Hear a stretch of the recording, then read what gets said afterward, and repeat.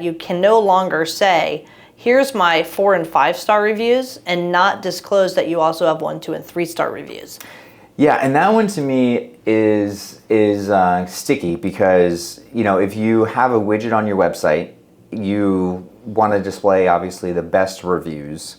And according to this ruling, you're going to have to either change that to display all reviews or have some sort of disclaimer that says that, this is just a selection, click here to see them all, or whatever the case may be. But we see that all the time with different practice websites. Some will have a widget where there's multiple reviews and they're scrolling. Some just have one giant review kind of called out. And I wonder, how this impacts a design choice like that. Hey there, welcome to the Dr. Marketing Tips Show. I am Jennifer. And I'm Corey. And today we're going to talk about one of our favorite topics, and that is online reviews. I thought you were going to say the FTC. Yeah, so the FTC came out with a ruling just a couple weeks ago, and it was recently published. There was an article in the Wall Street Journal kind of talking about these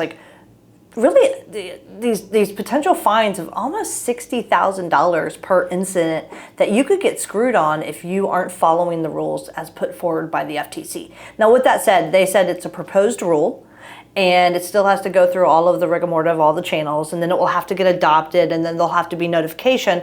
But I do think, it's better to err on the side of caution, to look at what these proposed rule changes are and maybe make sure that your marketing is aligned with some of the rules that the FTC is proposing. It doesn't seem like they wrote it specifically with healthcare in mind, but the fact is it's going to have a trickle-down effect for healthcare. Yeah, absolutely. So what they're trying to do is combat fake online reviews. And if I had to guess, I would think that a lot of this probably stems from Amazon. Because if you're a frequent Amazon shopper, if you look at some off-brand products and you're trying to save some money or whatever, oftentimes they will provide like review units, or if you just actually look through the reviews, you can see they're just written by bots. And so I think it's meant to kind of get ahead of things like that, where it's trying to protect the consumer from particular products and some services, and it does bleed over into healthcare for sure. So, for us, we always say, let's be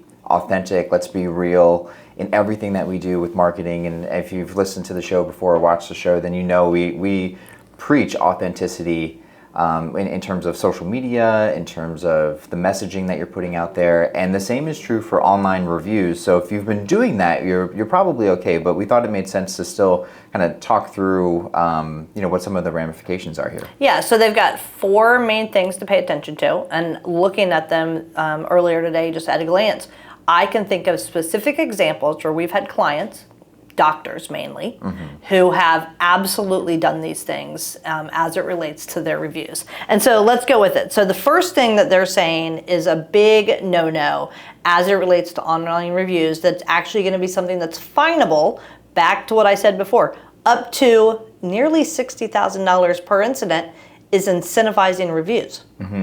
Yeah, so if you're incentivizing reviews, essentially that means like paying for reviews. I don't, again, with healthcare, I don't think that happens a ton. Yes, it does. But, well, that's what I was going to say.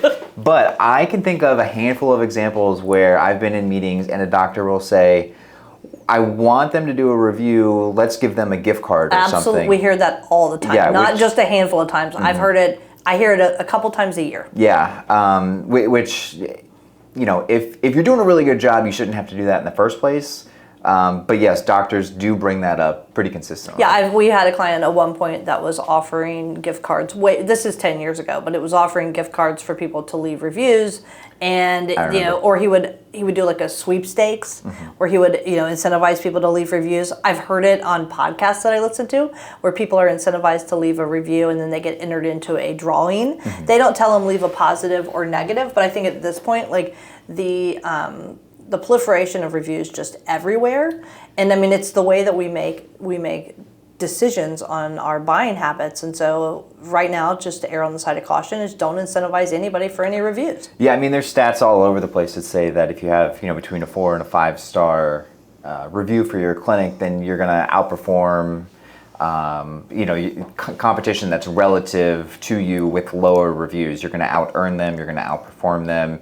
from an SEO standpoint, from Google algorithm standpoint, that is shown to be true for years and years. So you can see why it's so important to get these reviews, but they need to be authentic. And that was one of the other things that they talked about, is banning fake social media influence. So essentially, it prohibits purchasing engagement or followers, which isn't so common anymore, but years ago that was a huge thing. And again, I can think of a doctor that wanted to recently, to increase his total number of followers, and he was like, "Well, I'll just go buy them," and he was just going to go and purchase a bunch of essentially bots to like his page, which again would.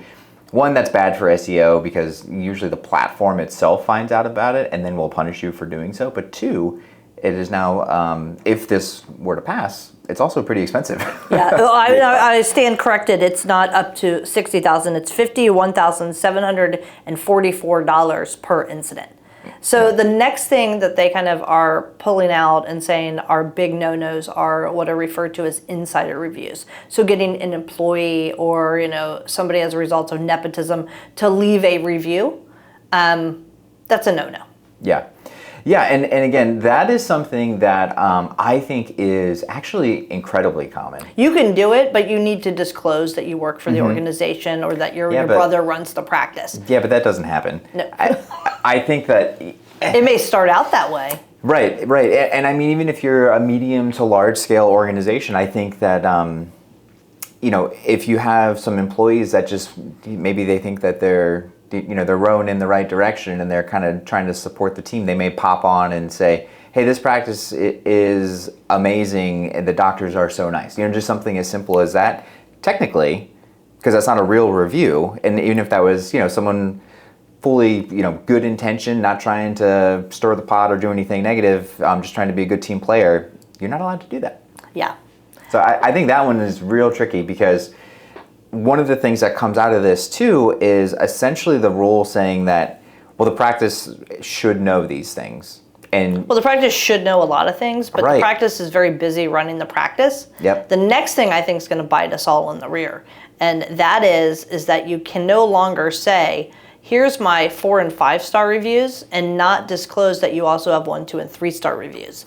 Yeah, and that one to me is sticky because if you have a widget on your website, you want to display obviously the best reviews, and according to this ruling, you're going to have to either change that to display all reviews or have some sort of disclaimer that says that this is just a selection, click here to see them all, or whatever the case may be. But we see that all the time with different practice websites. Some will have a widget where there's multiple reviews and they're scrolling. Some just have one giant review kind of called out, and I wonder, how this impacts a design choice like that, where you're not necessarily hiding reviews because, of course, you have more than one review, but you are calling out that one review for whatever it may be. Maybe it's a particular service that you're doing, or you just rolled out some new LASIK device at your ophthalmology practice or whatever. I don't know. So that one, I think it's going to be interesting to see how that sort of evolves and how they police that. I think from our point of view, we're going to, so many of our clients, we use the widget as a plug-in to pull off the reviews, and we say, give me the 3, 4, and 5 stars. It's pulling the most current. We'll probably just say, give me everything. Yeah. And just go from there. But to your point, like the single review that's used as a graphic or something to that effect. I mean, we do it on social media. Right. So is sharing that on social media now going to be against the rules? And you and I both know, like, if we go ask the attorney, everything's going to be against the rules. So do you just shut off all your marketing? I don't know the answer. Yeah, and when that goes back to the responsibility for third-party action piece, where it says that practices are responsible for the actions of third-party marketers. So even if a practice isn't directly involved in creating fake reviews, they could face penalties if they should have known, quote unquote, about them. Which again goes back to what I was saying about, someone in the practice, maybe they're just trying to do their brother a favor and leave a review. Well, how is a practice supposed to know that and police that? Absolutely. That one's going to be tough. It reminds me of like just opening up the floodgates, similar to the ADA compliances. It's one thing to get called out because your ADA compliance needs work, and to go in and fix it. And it's another thing to have a huge fine thrown on you as to be set as an example for everybody else out there. And so it'll be interesting to see how this whole thing plays out. And then the final thing, which we may have already really touched on, is you can't promote fake reviews. No longer can you hire a bot or hire anybody to go out there unless they've actually used your product. And that seems like common sense, but more often than not, it's being done. Yeah, and that's something that you shouldn't be doing anyway. But again, I can think of an example off the top of my head from last year. We took over marketing for a practice, and they had someone who was handling their SEO, and he was doing some shady things, and that was one of them where he just essentially had like a program that was creating some reviews and doing some commenting and things on posts that that you shouldn't be doing. So yeah. So I think the moral of the story is the FTC and the rule makers are getting stricter and stricter, trying to protect consumers. And the fact is, as a doctor, you should just be transparent. Deliver great service. Realize that you're going to get some negative reviews. Share everything out there. Go for a volume of reviews. Ask every patient to leave a review, and that'll help you rise and it'll help get rid of the negatives. But focus on the customer service you're delivering and the things that you actually have control on, and don't worry about the FTC. Yeah, that's one of the questions that I always get when we're either onboarding a new client or just talking about reviews in general. Is like, well, do we have to ask everybody? And my response to that is always like, well, how good of a job do you think you're doing? Are you confident in the service that you're providing? Because if you are, then yes, you should ask everybody. You don't want a perfect 100 out of 100 5-star profile, because that isn't trustworthy in itself. And I would say the other thing to add is educate your team, because like we were kind of circling around that example a couple times. If you have people on the team that did go visit you for a procedure or whatever the case, that's great. Let them know what they have to do if they want to leave a review. And I think you can do that and prevent sort of these inadvertent violations and help maintain compliance ultimately. Yep, I'm with you. So with that, I'm Jennifer. I'm Corey. We'll see you next time on the Dr. Marketing Tips Show. Thanks a bunch. Thanks, guys. If you want more like this, hit like and subscribe so you'll always be alerted to new episodes when they come out. And if you want information about us, visit us over at insightmg.com. That's insightmg.com. We'll see you on the next episode.